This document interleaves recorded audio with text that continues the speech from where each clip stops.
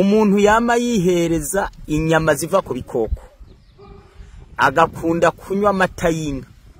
n'ibyayakozwemo byose agakunda kurya ibintu byavuye mu ifu y'ingano yanogejwe cyane farine rafine ibyo akaba ari amandazi ibyapati n'imikate yera hebla ugakunda gukoresha icayi na shokora ugakunda kurya buri gihe umuceri wanogejwe cyane uyu muceri turya atari wa muceri wuzuye umwe nk'umwe wo mu isekuru cyane basekuye mu mamashini ya kizungu ariko ntibawunoze cyane ugakunda mu mibereho yawe kubaho utazi kunywa amazi ku rugero rwiza umuntu akuze anywa litiro imwe n'igice cyangwa uri mu bihe cyangwa uri mu kirere gishuha ukanywa yarengayo bivana nuko muganga yakubariye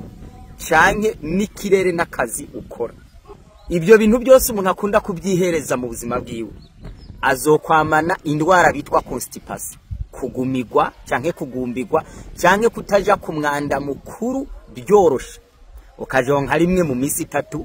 kabiri mu ndwi ukarinda gukoresha maringateri ugasanga umuntu agiye ku mwanda mukuru namarira ashiraka amasengesho n'ububabare kuzana utuntu tumeze nk'amahurungure n'amahenehene y'impene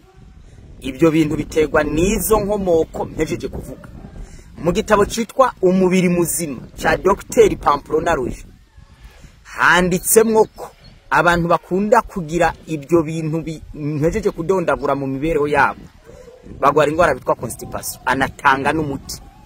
no gukunda kunywa amazi ukanywa litiro imwe n'igice ku munsi kandi ukirinda kuyanywa uri kurajya ahubwo utarajya iminota 30 wariye urindira amasaha 3 canke 4 uwo n'umuti wa mbere umuti wa kabiri nukunywa umutobe wa pome hamwe na karoti ugafata karote zine pome imwe nziza ukabikoramwe umutobe ukawunywa cyangwa ugakoramo smoothie n'ikintu gimeze nk'igisururu cyangwa ukazifungura ikindi no gukunda kurya ipapayi ikindi no kunywa amazi mabisi adakanye cyane asanzwe ukayashiramo ikiyiko c'amavuta ya irayo iyo miti ivura iyo ndwara constipation tubibutse ko umuntu atagerageza kwirinda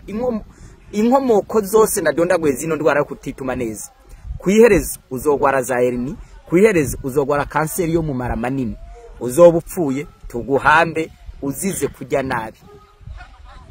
heba ibyo bintu fungura neza amagara ni nk'amazi aseseka ntibayobe